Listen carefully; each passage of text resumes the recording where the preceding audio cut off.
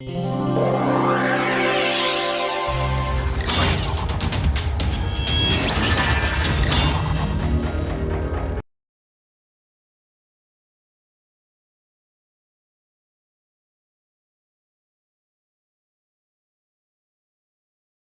so today we will go on with our study of phase transitions, and we will have a gentle introduction to what's called the Landau theory.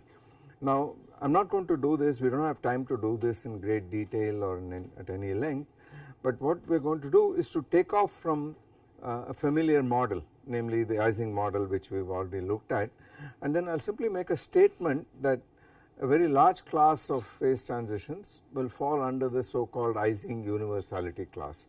So whatever happens here is generic to whatever happens in general, and I will use the same symbols that we use for the Ising problem. In other words, the order parameter is the magnetization. I use a little m for that, we will continue to do that, but the physical significance of this m could change from problem to problem, and you will see that the structure of the theory is more or less generic, it is quite general.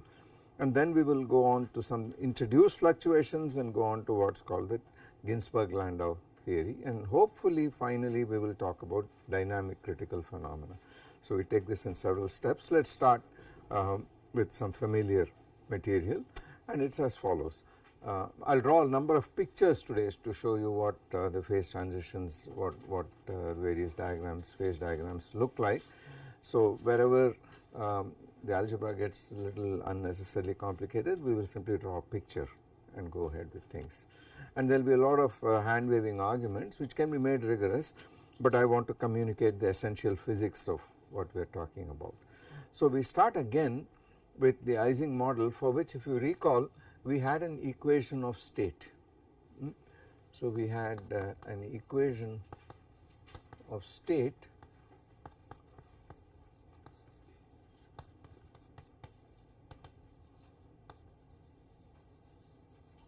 for the Ising model, and we are dealing now with the critical region. We are looking at the region near the critical point.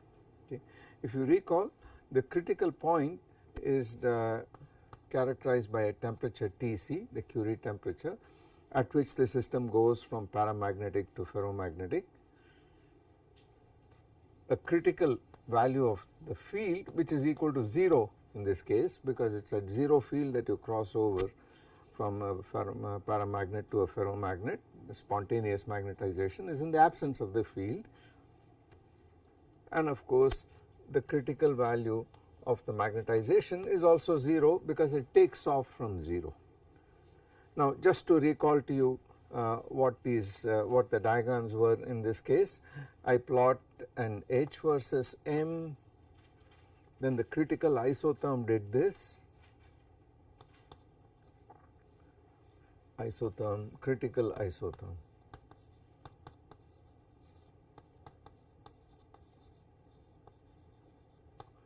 So Hc was 0, M sub c was 0 here. And then we also had a figure, let me draw this again, then just to recall to you, we had M versus T, and here is Tc in this case, and the magnetization in the absence of a field M naught was 0 beyond T above Tc, and then it went down like this, or the ferro down was a branch like this, and this branch became unstable. So this was M naught, the spontaneous magnetization. And again, by critical region I mean this region, just as I mean this region, critical region. And finally there was the H versus T graph, and the H versus T graph was a line like this and then a Tc. So again this is the critical region. So Hc was 0 and Tc is at this point here. Okay. So it is this circle region that we are dealing with, we are talking about, and what happened in this circle region was that in the Ising model in mean field theory we ended up getting an equation of state, and that equation of state read like this. We had tan hyperbolic h over kt, but essentially in the critical region h is near 0, so it was h over kt was equal to m minus tan hyperbolic mtc over t divided by 1 minus m tan hyperbolic mtc over t. Now we are going to focus on the critical region, namely T near the critical temperature. So let us introduce the reduced temperature T equal to T minus Tc over Tc.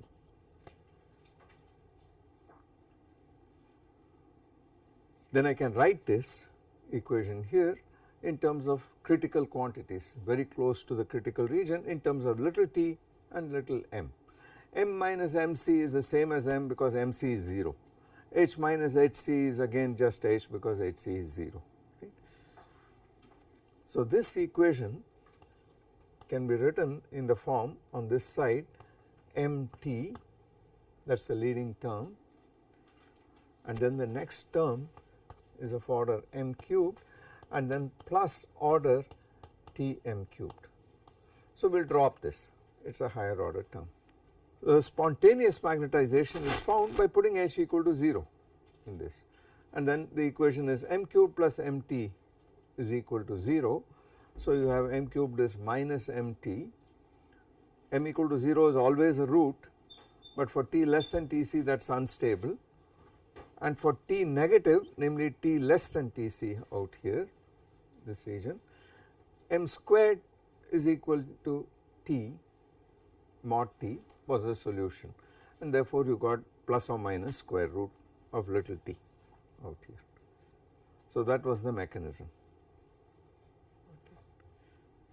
Now we want to make this systematic, and one way to do this is to argue, and this is Landau's argument, it proceeds in a large number of steps. So let me say what it was to start with. One way to look at it is to say it's possible to introduce a potential. After all, this equation of state has essentially arisen by saying some thermodynamic potential is at a minimum, so that you are in thermal equilibrium.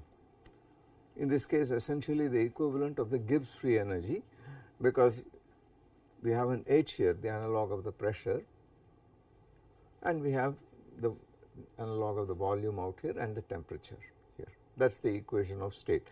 So at a given value of the magnetic field H, 0 or otherwise, it is equivalent to saying at a given value of the pressure and temperature, so it is equal to the Gibbs free energy. We are not going to write that down. Let us go back and do a bit of phenomenology and say essentially this is the equation that I have. So I understand from this equation how you get this square root here. The same equation gave us this cubic here. The same equation gave us the susceptibility also. Remember that we plotted the susceptibility as a function of T. I plotted the isothermal susceptibility and it diverged at the point Tc, like 1 over little t. All these things came out of this equation of state here. So let us do the following. Let us introduce some potential. On differentiating that potential with respect to m and setting the result equal to 0, I get this equation of state. You could call it the Landau functional or something like that. So this potential, it is not exactly the Gibbs free energy, it is not exactly the Helmholtz free energy, because those things have to satisfy certain convexity properties. These potentials do not. This is just an empirical, this is an equation of state at the critical region. So let us define a phi which is a function of m, t and h equal to some constant phi naught which is a function of t and h, does not involve m, does not involve m, and I want to produce this equation of state. So minus mh. Let me, just for convenience, You could write this T as Tc plus a small correction. The correction is a higher order correction, so it is essentially Tc here, and we can subsume it in H. So it is not an essential factor here. But the question is that it will be of order T. Mm-hmm. So if you take it to the other side, it will give you terms which will look. I have already done that. See, you see, I have already got a Tc here. On the left hand side, This is essentially Tc. Because if I multiply through, it's going to, the correction T minus Tc is going to give me higher order terms. it's going to be of order T, that correction. No, it will be of order T squared. T by Tc. It will be of order T squared. Because if I write this as Tc plus little t, Yes. essentially, and I take that little t across there, it goes away. Only the Tc part contributes. The next term is of order little t squared, which I have neglected. So, the question is, I am asking about smallness. Yeah, So we are keeping m to order m cubed. right. I mean, so You need that. Yeah, I know that. But the question is that there can be a term of your m little t square. Yes. Why are we? Okay. You have to, okay, good question. You have to check, and I am not going to do this here, you have to check that it's consistent to subsume this t here and call it just Tc. Yes, good exercise. Check that. Like I have neglected this term, for instance. Okay. It depends on how they scale, right? T. Exactly. T and m. Exactly. It's really, we have worked out beta. Right? Yeah. Exactly. So this is the consistent thing. This term is not relevant. I call it H. Okay. So if you do this minus mh plus T m squared, that's this term here, plus m4, and then you compute delta phi over delta m and you set it equal to 0, you get precisely this thing here. Put a 2 here, put a 4 here if you like. These are constants which I am not paying attention to. So do you agree that if I take this phi and I differentiate with respect to m and set it equal to 0? Just to be complete, divide by kBTC, m by h by kBTC. If you like, yeah, This part. if you like. If you like. Is also okay. If I set delta phi over delta m equal to 0, I get this equation here, right. So my claim is that this potential, whatever it is, this phi, has a certain geometric shape and its minimum will give me the equilibrium state. We can plot that, fellow in all directions. I am going to generalize that. This is the original Landau functional. We are going to, the point is, eventually what I am going to argue is that the factors here, the signs are very important. There could be numerical factors which I am not bothered about. So I am going to have a term which is proportional to the product of the order parameter and the field, then a term proportional to the square of the order parameter with a little t in the coefficient as a leading coefficient, and then a term which is essentially a constant coefficient times the 4th power of the order parameter. That will generically give me this second order, this continuous phase transition here. And it will generate for me all these diagrams. So that is the idea. And then I am going to argue that these coefficients could in general be temperature dependent, but we have looked at the leading temperature dependence near the critical point. Okay. So let us draw some pictures and see what happens. Notice also that you could do the same thing with fixed field. Suppose you plotted the magnetization versus T for small positive field. Then the curve would be, this is the paramagnetic region, and then this would be the ferro region, eventually it would saturate. Similarly, on the negative side, a small negative field, if you do not switch it off, will behave in this fashion. So what you are doing is drawing these isotherms for non-zero value, these various isotherms, and looking at what happens as you change, keep H fixed, and you decrease the temperature from above Tc to below Tc. So as you go up here. or as you go down here on this side. In the case of the magnetization versus temperature, it means if you keep the field fixed at some positive value, you are here at this point, and as you change the temperature you come down for a fixed value of the field, you are going to jump this and make a transition here as you change the field from positive to negative values, keeping the temperature constant you are going to jump here. That is equivalent to saying if I go from here to here keeping the temperature constant, I cut across this phase transition line, that is like the liquid gas coexistence line, and there is a discontinuous change in the magnetization from this point to this point. So this is a line of discontinuous transitions ending in the critical point where the transition becomes continuous. In other words, the discontinuity in the magnetization keeps decreasing till it vanishes at the critical point, which is why it is called a continuous transition. Okay. Now that is going to be encapsulated in the figures that we can draw.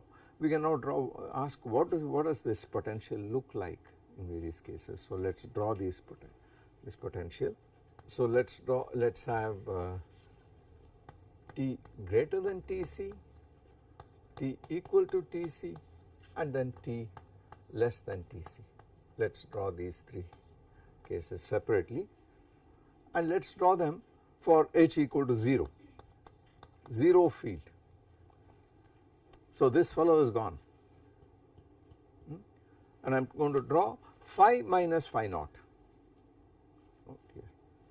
So this is just a constant as far as the m is concerned. I move it aside and plot this graph here. So I have Tm squared plus m4, and that is now easy to see what is going to happen for T greater than Tc. So I plot phi minus phi naught always here, and what does the potential look like as a function of m, always the order parameter m, always. Then at h equal to 0 this is gone, T greater than Tc, this is positive, this coefficient starts with a parabolic behavior and then takes off like a fourth power. So the minimum is a simple minimum, it is not quite a parabola, but it is like this for T greater than Tc. At T equal to Tc, the same thing as a function of m, little t is 0 now and the field is 0, so you have a pure quartic term. Therefore this looks like a very flat in this fashion. And T less than Tc, you have an inverted parabola,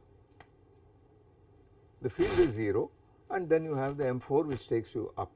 So let me plot with a cross or dot the equilibrium value, which is the state of thermal equilibrium, and it will give you the order parameter at thermal equilibrium.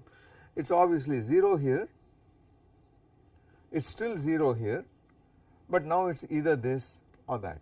These are the two values of the spontaneous magnetization that you saw in the m versus T, m naught versus T graph, either up or down, ferro up or down.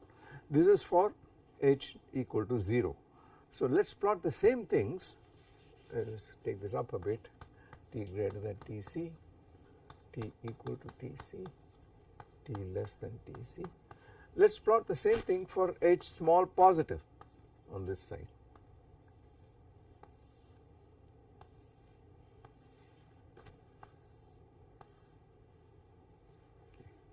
Now H is positive, this fellow is positive.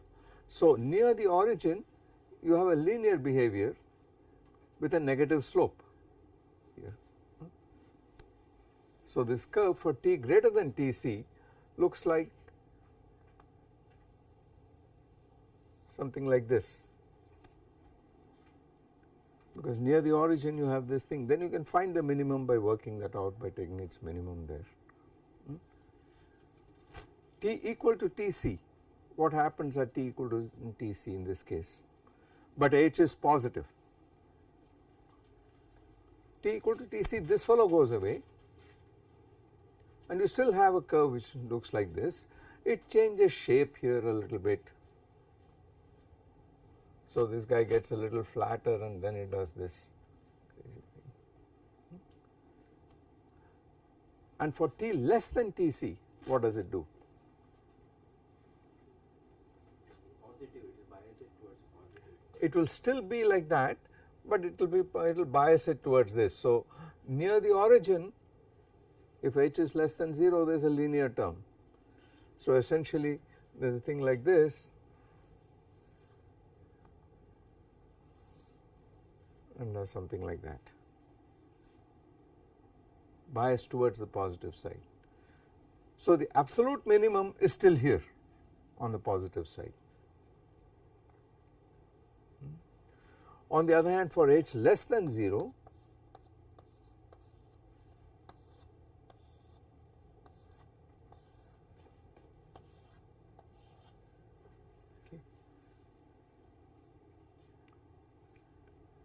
for h less than 0, for t greater than Tc, you have a positive slope here, and t greater than Tc, that follows still a square and so on. Reflection of the top. It will be simply a reflection.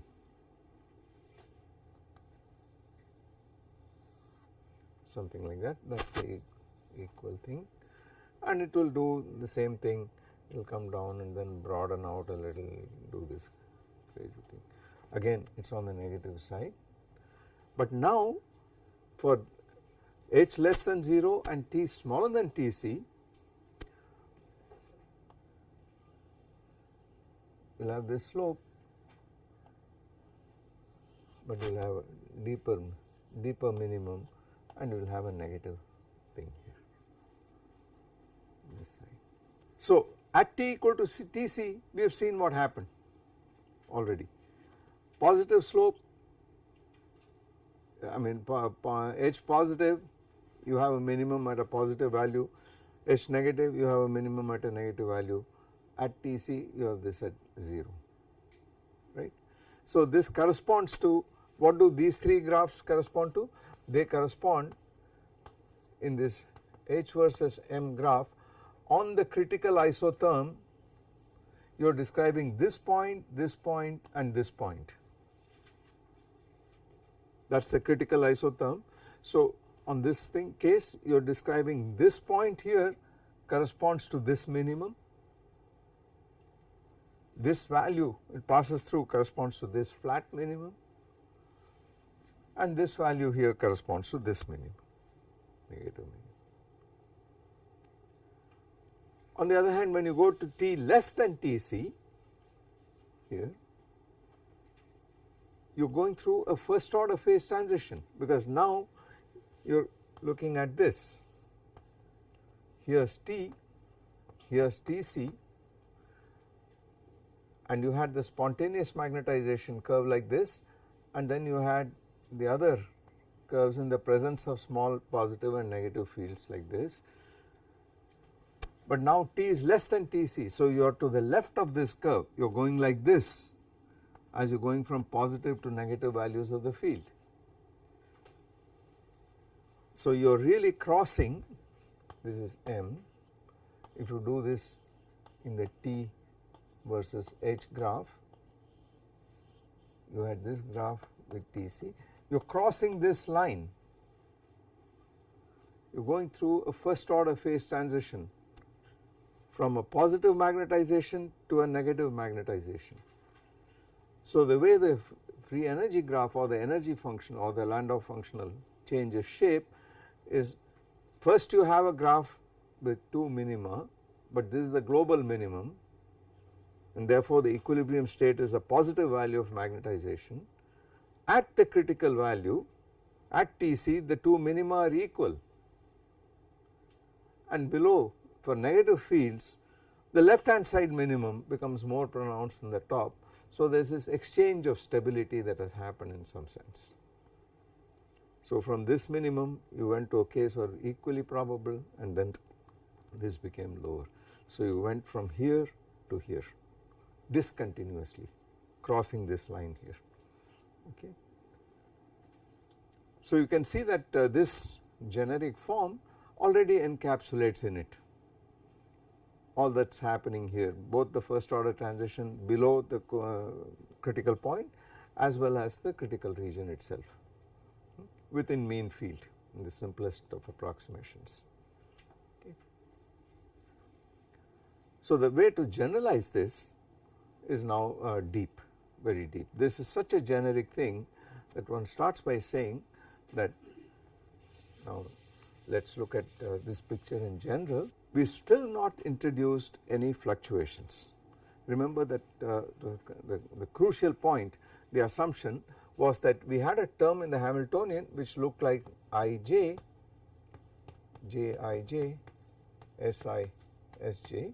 So the Hamiltonian was this minus h times summation over I Si, and I wrote this as equal to minus summation Hi Si over I, where Hi was equal to summation j equal to nearest neighbor of I, Jij, expectation Sj out here plus H, applied field. Okay. So essentially I replace the expectation of this term by Si this term by Si times expectation Sj. In other words, I neglected the fluctuation in Sj. Right. So essentially I wrote Sj equal to Sj plus Sj minus Sj and neglected this in mean field theory. That is really what has happened. I neglected the fluctuations. Okay. So we have not taken that into account really. So we are within mean field theory in this model. Mean field theory simply means this, nothing more than that, and we got an M which is spatially independent of where you are in the lattice. It is completely homogeneous, etc., etc. We will subsequently put in spatial dependence a little bit later because we want to include fluctuations in some sense. Okay. But the original Landau theory itself starts by saying that for a given problem with an order parameter, I introduce a functional phi which as a power series in the order parameter is something like summation n equal to 0 to infinity in principle, some coefficients Cn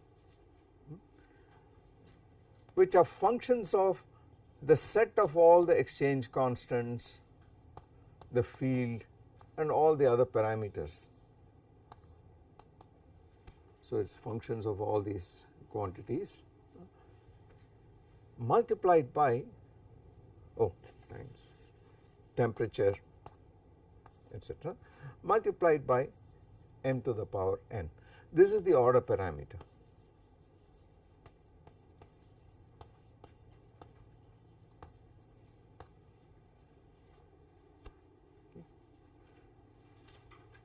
So I construct such a functional out here,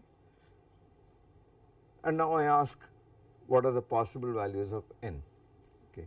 So if I were to write this out, this would be of the form C0 plus C1 times m plus C2 times m squared plus C3 times m cubed plus C4 times m4 plus dot dot dot. Now as far as the critical region is concerned, we have seen that all that you need is to keep up to the fourth order term in it, do not need anything else. So we are trying to describe that sort of phase scenario here. So first step, this is replaced by 4, so we do not have to go beyond that. Okay. Second point, this is a constant and we can drop it, it is not doing anything when I differentiate, etc., etc. So this is a harmless constant, but this term here cannot exist, because if it existed it would say that there is a solution m not equal to 0 above Tc, because if I differentiated this fellow here I would end up with a constant term here, right. So in the potential you cannot have a term which is linear in the order parameter. Look at what happened there, because if you did, you can easily check for yourself that if you had such a term in the potential, if I differentiate delta phi over delta m and put it equal to 0, I would get a constant C1 independent of m, which would not go away even above Tc. So it would end up with a solution for m not equal to 0 above Tc, which we do not want, because we have started by defining our phase transition as such that the order parameter is 0 above the critical point and non-zero below the critical point. Okay. So this term goes away. These terms exist, but now the argument is, we do have a linear term with h. wait, now this is with h not equal to for h set equal to 0, no C1 if h equal to 0, yeah, I should say that. Yeah. If h is not 0, then of course there is a linear term, that is very much there, that is what is giving you the susceptibility and so on. Can't we use the symmetry m goes to minus h? Yes, we are going to do that in a second. Yeah. The reason I am singling this out is because you want this, if h is equal to 0, this is definitely got to be 0, because by the very statement that the order parameter is 0 above the critical point. Okay. Then the next point is that in the absence of the field I want to have symmetry between m and minus m. You saw all these figures, all that happened was m and m minus m got exchanged as you made the first order transition. Since you want to retain that symmetry, this term is 0, because you want this thing to be invariant under m goes to minus m. Okay. You can couch this in fancier language, you can say that the probability of a given configuration is e to the minus beta times phi, and phi of m must be equal to phi of minus m, otherwise the probabilities will change in the absence of a symmetry breaking field. Okay. So then you have this and you have this, and now we have seen that these coefficients could be temperature dependent themselves. So this term here would be some C2 2 naught plus C2 1 T plus C2 2 T squared etc. So we require it to be analytic function of t? Yes, we have assumed that it is analytic in the coefficients and all these exchange constants in the field and in the order parameter. I am not saying this is a convergent power series, you are going to truncate it at a finite time, a finite point and 4 in fact, etc. Okay. So this term has to be 0, because the only way in which you can get this phase transition critical point is for this term to change sign as you cross little t equal to 0, as you cross Tc, which means the leading term must be 0 out here, and it must start with the term proportional to t, as indeed is the case here. It is because this term changed sign that you had solutions for m which are not equal to 0 plus or minus square root of minus mod t to the half of mod t to the half. You got that because there was a linear term there. So this term is 0 in any case, and we retain only this term. Then similarly C4 will also have a C4 0 plus C4 1 times t plus C4 2 times t squared . Now the only role of that fourth power term is that you want stable minima. So when m becomes very large in the positive or negative side, you want the well to point up, the concave upwards rather than downwards. So for stability, thermodynamic stability, you want this to have a positive coefficient, and the temperature dependence of it is not very significant. So you may as well retain only this term and throw out all these terms.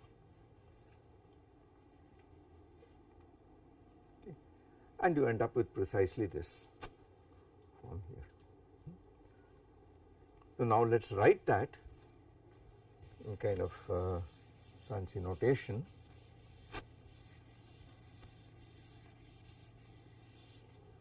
So we are going to take phi equal to some constant phi naught minus mh plus, and I am use standard notation, at m squared plus half b m4. This is the Landau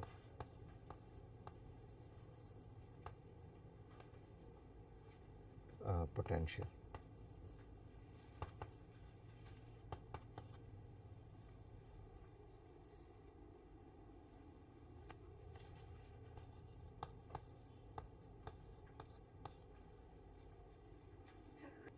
And all the information I want comes out of this potential. All right. Now the question is, what is the guarantee that this mean field is valid? So when is it valid? We need to know when this thing is valid. Well, let us ask that question separately. Let us ask,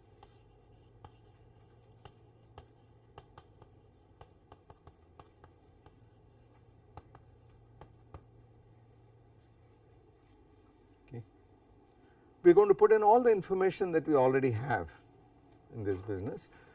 I have already said that all these critical exponents come from just the correlation function, essentially the behavior of the correlation function. That is the correct way to look at this. So I am going to use that information without actually proving it. We have said certain things about this correlation function. I am going to use that without actually proving it in some sense. So I would say that it is valid as long as you can neglect fluctuations. Okay. Now when can you neglect fluctuations? Because what is really happening is that the system is correlated. You can't say all the spins are independent within some correlation length xi, and I mentioned that the xi diverges as you hit the critical point, right. So if you recall, we had a G which I called Ri minus Rj, and I call this Si Sj minus Si Sj, this fellow here, right. Product of the expectations. Sorry, product of expectations.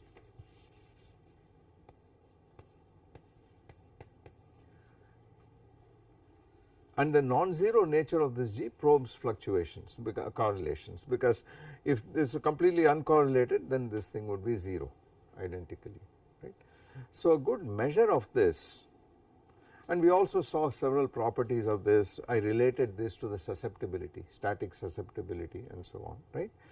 Now a measure of this would be to say that if within a correlation length you compare this quantity to the magnetization itself, namely to the factored form below. So divide this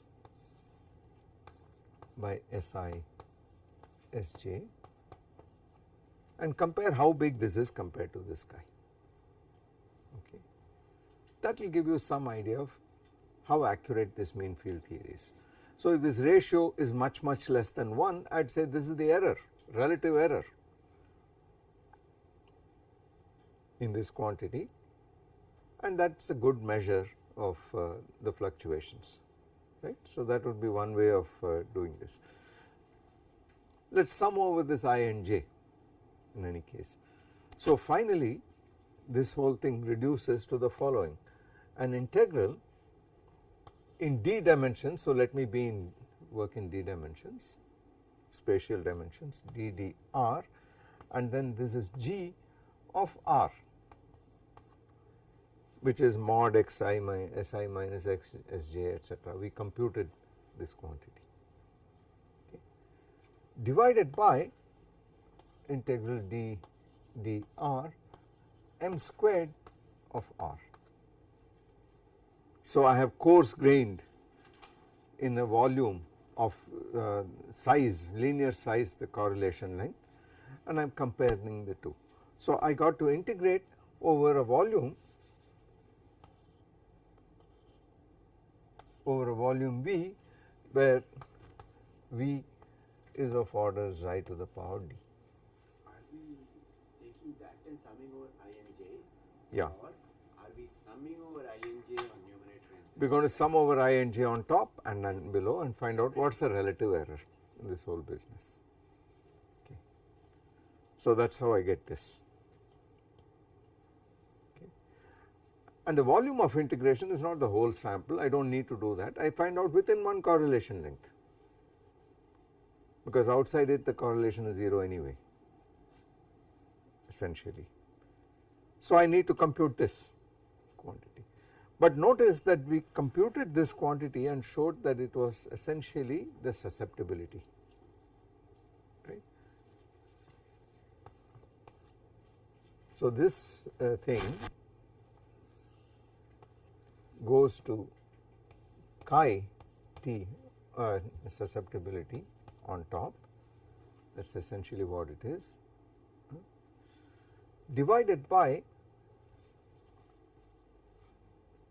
the magnetization. It could be taken to be constant inside a correlation's length, and it is this value m, whatever this is, and we know that in the critical region it goes like T to the beta, that is the magnetization index. So let us write that out effectively. This is T to the minus gamma mod T, let us put moduluses everywhere, mod T to the minus gamma divided by this factor is T to the 2 beta, because the magnetization exponent was beta, the square root of half in mean field theory, and this gives me T to the 2 beta, and then a volume in d dimensions of linear size xi. So this is xi to the d.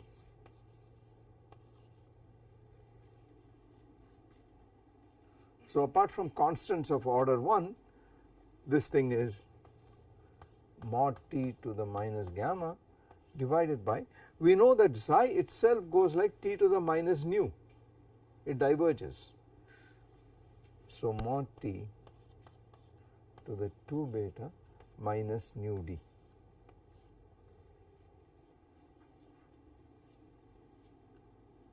Okay. This must be much less than 1 as t goes to 0. Then you are safe in neglecting fluctuations.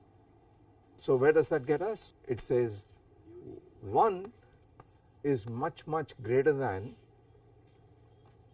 1 over mod T to the power, or rather let us write it like this, mod T to the power 2 beta plus gamma minus mod T to the 2 beta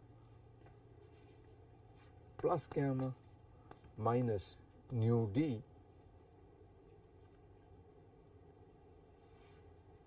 must be much greater than 1 as t tends to 0. That means this exponent must be negative.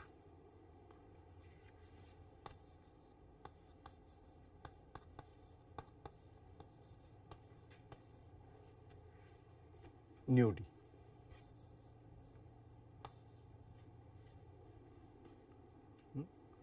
Or d greater than 2 beta plus gamma over nu. So only if the spatial dimensionality is high enough is this correct. Okay. This must be high enough in any given problem. If it is equal to or less, then fluctuations are very important, and the smaller it is, the fluctuations get more and more important. Okay. This quantity, this, it is called the upper UCD, it is called the upper critical dimensionality.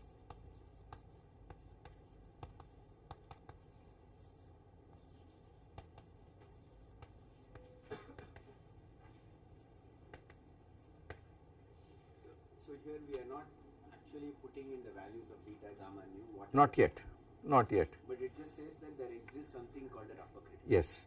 So it says that in any of these critical phenomena, whenever you have a critical point, then depending on what kind of universality class you have, there exists an upper critical dimension above which you may as well work in mean field theory, because the fluctuations are relatively unimportant and vanish in the thermodynamic limit. Okay. They do not affect the exponents or anything like that. Okay. Now let us check what it is for the Ising problem, because we have an answer in mean field theory. In mean field theory, in our problem, we had beta equal to half, gamma equal to 1, because magnetization went like plus or minus square root of Tc minus T in the critical region. The susceptibility went like 1 over T minus Tc, this is the Weiss, Curie-Weiss law. So gamma was 1 and nu was equal to a half in this case. So we have 1 plus 1 divided by half, which is 4.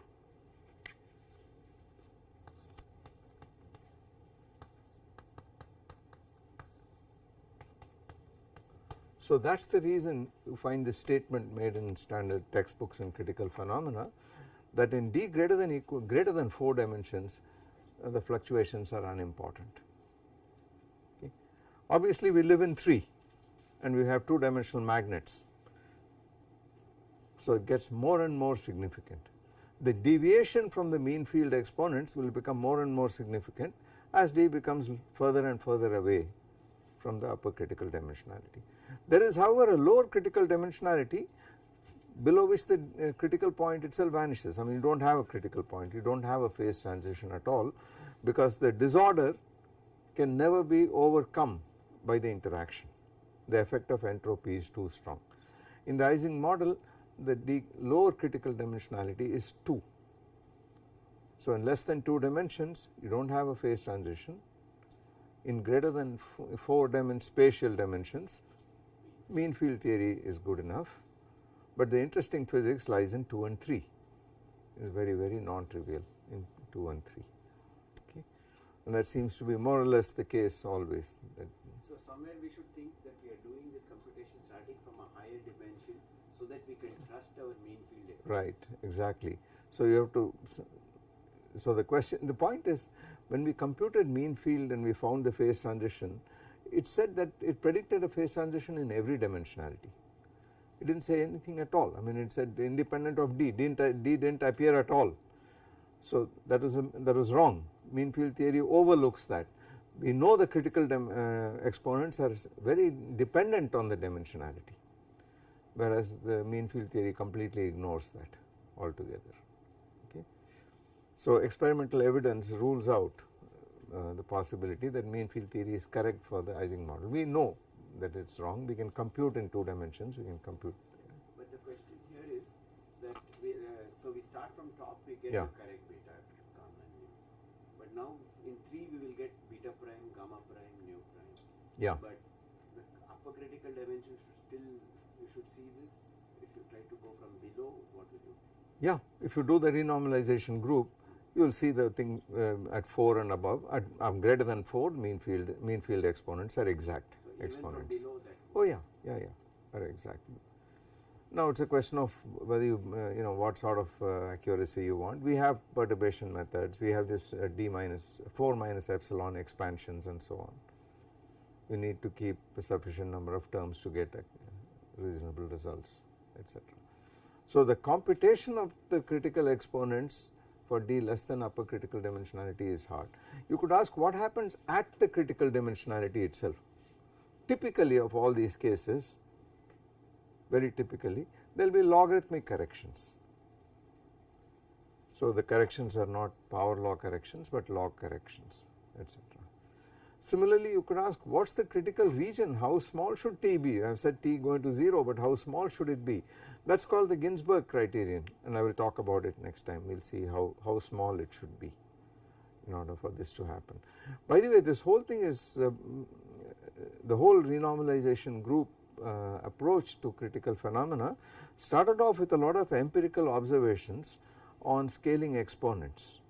Now let me just write those down, since we are not going to use them anywhere. I need to write them down so that you have that at the back of your mind. Yeah. So before that, so does that imply that we can always say 2 beta plus gamma minus mu d equal to 4? Is that a correct statement? For the Ising model. For the Ising universality. For the Ising universality class, yes. For other universality classes, all the mean field itself is different. The Ising universality class includes the van der Waals kind of model, because those are identical to this. They are in the same universality class. So they all have to do with an order parameter which is a scalar. If you looked at the Heisenberg ferromagnet, the order parameter is a 3-dimensional vector, and then you are finished. It is a different class. If you looked at the XY model, the order parameter is a 2 vector moving in a plane with 2 components, and that is different, etc. So I said that it depends on the spatial dimensionality, it depends on the dimensionality of the order parameter, number of components, and it depends on the range of the interaction. Basically these are the only things that govern which universality class a given Hamiltonian belongs to. Okay. Now what has been found is that in the critical region, and this is how it started in the 1960s, the whole theory of scaling, a lot of these functions of several variables were found to be scale invariant, in the sense that they were generalized homogeneous functions. They were functions of combinations of the independent variables, okay, and they led to a lot of empirical scaling relations, which today we can justify by somewhat more rigorous methods. Let me just write them down so that you have some information. The first of this, so let me call it scaling laws.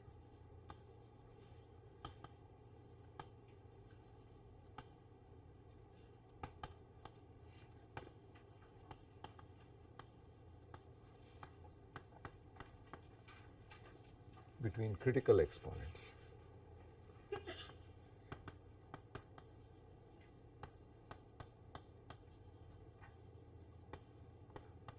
First of all, I said that everything is dependent on the correlation function.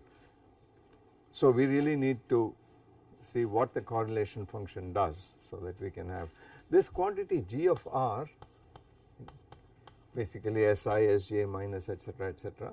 This quantity went like e to the minus r over xi, and then I mentioned what it did at the critical point. This was xi to the power d minus r to the power d minus 1 over 2, xi to the power d minus 3 over 2. This is for r much greater than xi, and at the critical point, at reality, it goes like 1 over r to the d minus 2 plus eta.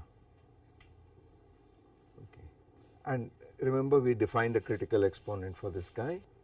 We also found that xi goes like mod t to the minus nu. So two exponents are introduced in the correlation function. One is the way it diverges at the critical point, in the critical region, and the second is what happens to the correlation, which changes from an exponentially damped function to a pure algebraic function, a power law, inverse power. This eta is called the non-classical exponent, because if you did mean field theory, eta is 0. So let me also write down mean field values in this problem. MFT values, nu equal to half, eta equal to 0.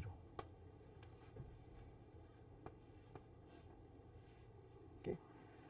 Now what the scaling relations tell you are the following. It is a set of 4 relations, so that all the exponents are written in terms of eta and nu. So the first is called the Rushbrook equality. In this case, alpha plus 2 beta plus gamma is equal to 2.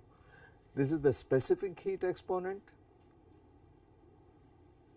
The specific heat goes like 1 over mod T to the power alpha.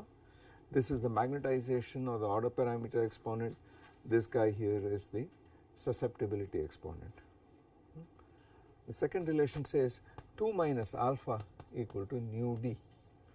This is called hyperscaling, for a reason which I will just mention in a second. So if you give me the dimensionality of space and you give of the system that you are working with and nu, then I give you alpha, the specific heat exponent, and then beta plus gamma equal to beta delta. Delta is the critical isotherm exponent, okay. And then the next one is gamma equal to nu times 2 minus eta. So with the help of these relations you can express everything in terms of nu and eta. Okay. And what do the mean field values do? MFT values, it says nu equal to half, eta equal to 0, it says alpha equal to 0. It is a finite discontinuity. Mean field predicts a finite discontinuity in jump discontinuity in the specific heat. Beta equal to half, gamma equal to 1, delta equal to 3. What happened here? You notice that all these relations are valid with these values. Alpha plus 2 beta plus gamma is 0 plus 1 is 2, beta plus gamma half plus 1 is 3 halves, this is 3, this is half. This guy is 1, this is 0, this is half, this is 2, this is 1. But this gets violated by these numbers. Notice that this is the only law, only scaling relation which is dependent on the dimensionality. All the others are independent of the dimensionality, but this depends on the dimensionality. Now this mean field values are valid only above the critical dimensions, upper critical dimensionality. So unless you put D equal to upper critical dimensionality, this relation will not be valid with those values, right? And then indeed it is valid, because if you put this equal to half and that equal to 4, then and this equal to 0, that is perfectly consistent. Okay. Work for all dimensions above 4 also. Yeah, but the well, it will work. Okay, two statements here. One is that this relation here, for it to be valid with mean field values, you got to put the upper critical dimensionality here. The second point is, it is a separate problem to show, separate thing to show, that the effect of fluctuations is negligible above the upper critical dimensionality. That is a separate story altogether. Okay. So this is not on the same footing as the rest of it, that is what I am trying to point out. Okay. So what we need to do is to pay more attention to fluctuations. This means that our original Landau functional, where we just took m to be independent of r, is not good. To include fluctuations, you have to allow the fact that the order appears in patches of size xi typically, which gets larger and larger as you approach criticality.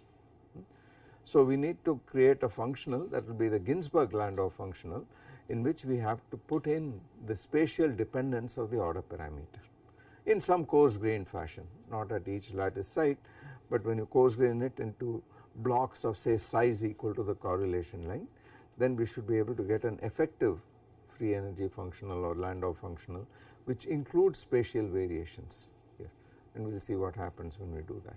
Again, we use very general principles. We will use the symmetry arguments, we will use the fact that we want a scalar, etc., etc. And will you put in the correlation length also in that? Yes. Some prefactor should come, right? Yeah, there will be dependence on the correlation length in an indirect kind of way. Yeah, sure. It will certainly appear. So that will be the next step. Before we do time dependence, we will do that. Okay. Then the kinetics of this transition is something we have not talked about at all. That will be the last thing we do, where critical slowing down will appear. Just as the length, the correlation length diverges, the correlation time also diverges. So things slow down at the critical point, and it will create its own exponent.